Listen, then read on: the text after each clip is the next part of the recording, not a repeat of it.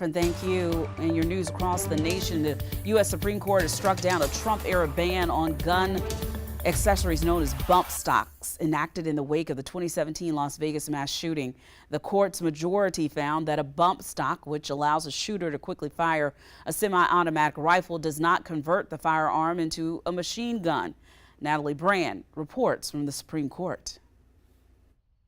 The U.S. Supreme Court put guns back in the political spotlight Friday, striking down a ban on bump stocks. The Trump administration put the rule in place after America's deadliest modern mass shooting.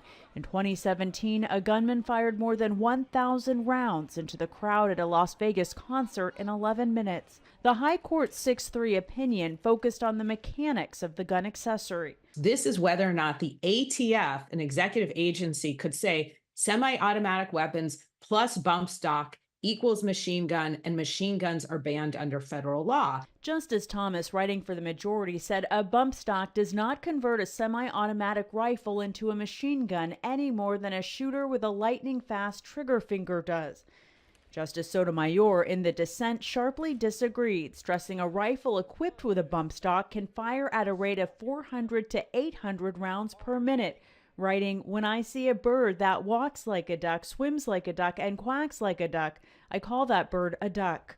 Conservative justices also took issue with the ATF writing the rule instead of lawmakers, saying it's up to Congress to amend the law regarding bump stocks. But lawmakers we spoke to on both sides of the aisle don't expect any movement on the issue. Not particularly optimistic. I think it's probably going to be left where it is. The Supreme Court must still rule on another big gun case, deciding whether or not to uphold federal law that prohibits people under domestic violence restraining orders from owning firearms. Natalie Brand, CBS News, the Supreme Court.